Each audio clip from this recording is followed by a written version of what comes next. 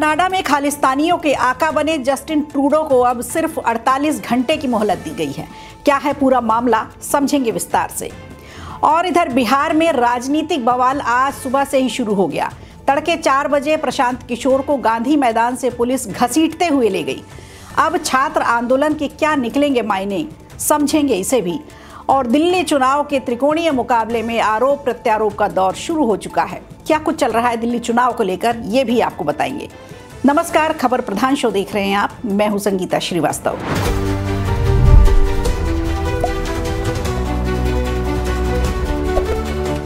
सिर्फ 48 घंटे का समय है और खालिस्तानी समर्थक कनाडा के प्रधानमंत्री जस्टिन ट्रूडो हो सकते हैं सत्ता से बेदखल।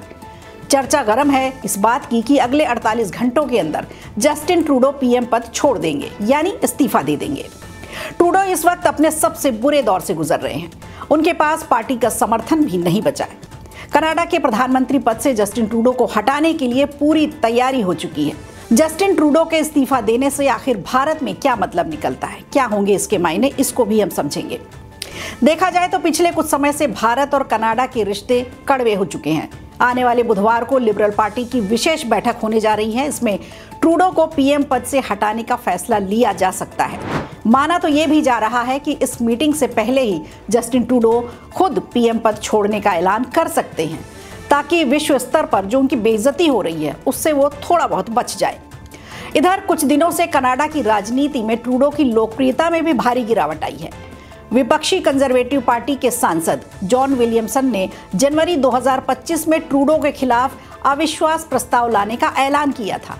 7 जनवरी को एक बैठक में हाउस ऑफ कॉमन्स की पब्लिक अकाउंट्स कमेटी इस पर भी चर्चा करेगी, क्योंकि ट्रूडो की पार्टी के भीतर भी नेतृत्व को लेकर यानी अगुवाई को लेकर असंतोष काफी देखा जा रहा है। पार्टी के कई सांसद खुलकर कहने लगे हैं कि ट्रूडो को अब लिबरल पार्टी से बाहर किया जाना चाहिए, वो अब बोझ बन चुके हैं और उन्हें इस्तीफा दे देना चाहिए। इसका पतन कैसे हुआ, इसको समझेंगे। आखिर 2015 में सत्ता संभालने वाले जस्टिन ट्रूडो की लोकप्रियता इस कदर कैसे घट गई। जस्टिन ट्रूडो को शुरू में एक प्रगतिशील और उदारवादी नेता के रूप में देखा जाता रहा। उनकी छवि युवाओं में काफी लोकप्रिय थी। अल्पसंख्यकों के बीच भी ये काफी लोकप्रिय रहे, लेकिन कुछ वर्षों में उनकी नीतियों से, उनके निर्णयों को लेकर विरोध शुरू हो गया। ये सबसे खराब राजनेताओं की लिस्ट में भी शामिल कर दिए गए। ट्रूडो को अमेरिका के नए राष्ट्रपति डोनाल्ड ट्रंप ने तो गवर्नर तक कह दिया। इनके नेतृत्व में खालिस्तान समर्थकों को खूब बढ़ावा मिला, जिससे भारत के साथ रिश्ते बिगड़ने लगे। भारत ने इसे गंभीरता से लिया, लेकिन ट्रूडो इसे लगातार दरकिनार करते चले गए और दोनों देशों के बीच राजनयिक संबंध बद से बदतर हो गए। खालिस्तानी समर्थकों को ट्रूडो शासनकाल में बढ़ावा मिला, ये तो हम सबसे छुपा नहीं है। खालिस्तानी समर्थकों की रैलियों में खुलेआम भारत विरोधी नारे लगाए जाते रहे, ये सब भी हमने देखा। भारतीय लोगों और उनके समर्थकों के साथ हिंसक घटनाएं भी हुई। भारत ने इन घटनाओं पर सख्त रुख अपनाया और कनाडा से कार्रवाई करने की मांग भी की, लेकिन ट्रूडो सरकार थी कि इसे अभिव्यक्ति की स्वतंत्रता का हिस्सा कहकर अनदेखा करती रही। इसके अलावा नई दिल्ली में आयोजित G20 शिखर सम्मेलन के दौरान भी भारत कनाडा के संबंधों में बड़ा मोड़ आया। प्रधानमंत्री नरेंद्र मोदी ने ट्रूडो से मुलाकात में खालिस्तानी समर्थक गतिविधियों को लेकर कड़ी प्रतिक्रिया भी दी, जबकि ट्रूडो ने इसे कनाडा का आंतरिक मामला बता दिया। फिर दिल्ली से लौटते ही जस्टिन ट्रूडो ने सितंबर 2023 में कनाडाई संसद में दावा किया कि निज्जर की हत्या में भारत सरकार का हाथ है। जून 2023 में खालिस्तानी आतंकी हरदीप सिंह निज्जर की हत्या ने विवाद को और बढ़ावा दिया, जबकि भारत ने इन आरोपों को आधारहीन बताया, बेतुका बताया। इससे भी संबंध और ज्यादा खराब हो गए और आपसी विवाद का असर पड़ा कनाडा से चल रहे व्यापारिक संबंधों पर। भारत कनाडा व्यापार समझौता पर जारी बातचीत अनिश्चित काल के लिए स्थगित कर दी गई। इधर भारत में कनाडाई नागरिकों के लिए वीजा सेवाओं को भी बेहद सीमित कर दिया गया। भारत कनाडा रिश्तों को खत्म करने की दिशा में जस्टिन ट्रूडो ने सबसे बड़ी गलती की। भारत के हाई कमिश्नर संजय कुमार वर्मा और दूसरे वरिष्ठ राजनयिकों पर जासूसी करने का आरोप लगा दिया। जस्टिन ट्रूडो यही नहीं रुके, बल्कि भारत के गृह मंत्री अमित शाह पर भी खालिस्तानी आतंकियों के सफाया कराने का बड़ा आरोप लगा दिया। इसके बाद भारत सरकार ने कनाडा के खिलाफ कड़े कदम उठाए। ट्रूडो की भारत विरोधी राजनीति ने उन्हें विश्व स्तर पर पूरी तरह से अलग थलग कर दिया। मतलब ये कि भारत से संबंध बिगाड़ना ट्रूडो को भारी पड़ गया। इस इस्तीफे के बाद अब कनाडा की राजनीति पर क्या असर होगा, रहेगी हमारी इसी पर नजर।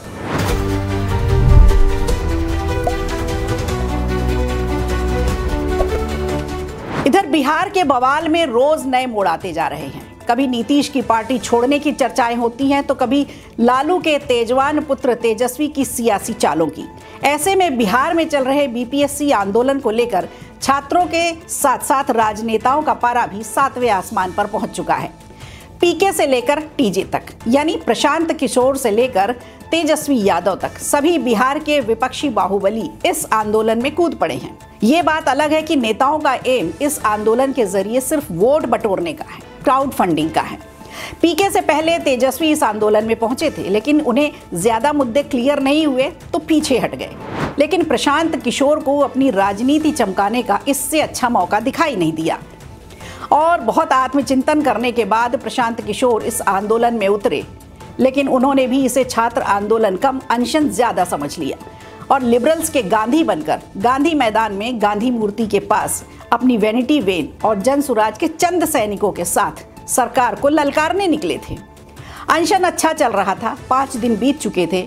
सुबह अनशन चलता, रात में आराम से मॉडर्न गांधी यानी प्रशांत किशोर अपनी वैन में जाकर आराम फरमा लेते। सब सही था, 5 स्टार होटल जैसा चल रहा था। लेकिन पीके से एक गलती हो गई और उन्होंने बिहार पुलिस को ब्रिटिश पुलिस समझ लिया, जिसके चलते उन्होंने पुलिस एडवाइजरी नहीं मानी।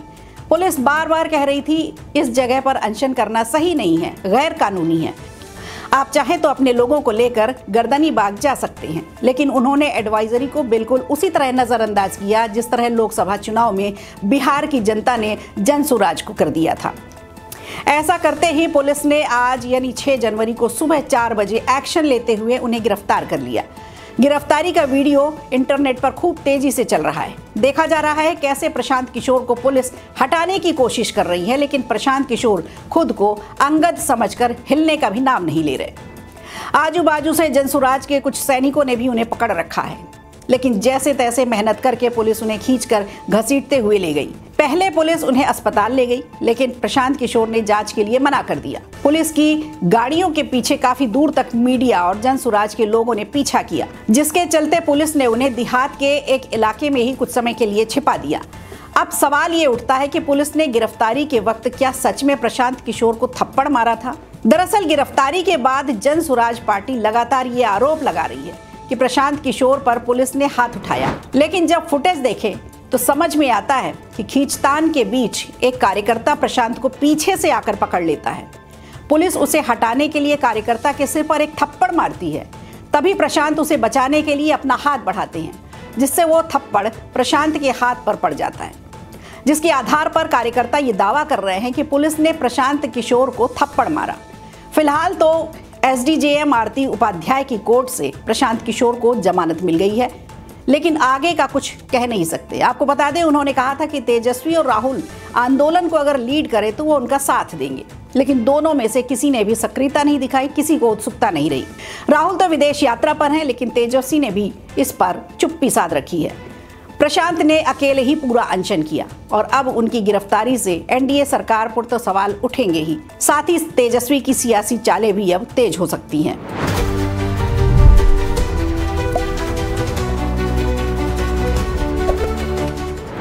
इधर दिल्ली चुनाव को लेकर आम आदमी पार्टी ने प्रेस कॉन्फ्रेंस की है, जिसे लेकर सियासी बवाल मचना शुरू हो चुका है। दरअसल दिल्ली की मुख्यमंत्री आतिशी ने आगामी 2025 विधानसभा चुनाव से पहले मतदाता सूची में अनियमितताओं और संभावित वोट घोटाले को लेकर गंभीर आरोप लगाए हैं। आतिशी ने दावा किया है कि ये गड़बड़ियां भाजपा को फायदा पहुंचाने के लिए की गई साजिश का हिस्सा है, जो चुनाव परिणामों को सीधे तौर पर प्रभावित कर सकती है। इसके अलावा आतिशी ने प्रेस कॉन्फ्रेंस के दौरान ये भी कहा कि जब चुनाव आयोग के बूथ स्तर के अधिकारी घर घर जाकर मतदाता सूची का सत्यापन कर रहे थे, तब मतदाताओं के नाम सही तरीके से क्यों नहीं जोड़े गए? यह स्पष्ट है कि गलत तरीके से वोट काटने और चुनाव परिणामों को प्रभावित करने की साजिश रची जा रही है। आपको बता दें, आतिशी का आरोप चुनाव आयोग की मतदाता सूची जारी किए जाने के बाद आया है। बताया जा रहा है इस सूची के आधार पर ही दिल्ली विधानसभा चुनावों की तारीखों की जल्द घोषणा हो सकती है। गौर करने वाली बात यह है कि इससे पहले भी आतिशी ने रोहिंग्याओं को लेकर भाजपा पर ऐसा बयान दिया था, जिसके बाद भाजपा के दिल्ली प्रदेश अध्यक्ष वीरेंद्र सचदेवा ने भी आतिशी से ही पूछ लिया था कि भाई 2015 के चुनावों के बाद अचानक से वोटर लिस्ट में 3 लाख लोगों की संख्या कैसे बढ़ गई। कुछ लोगों ने सचदेवा के इस बयान को रोहिंग्याओं से जोड़कर तो देखा, तो वहीं अरविंद केजरीवाल ने इसे पूर्वांचली वोटर्स की तरफ डाइवर्ट करने की कोशिश की, लेकिन पूर्व सीएम के मन में जो था वो बाहर आ ही गया।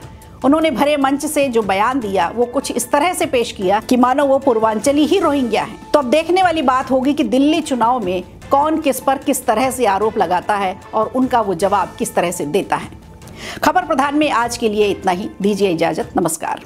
वीडियो अच्छा लगा हो तो लाइक कीजिए, शेयर कीजिए और कमेंट बॉक्स में हमें जरूर बताइए।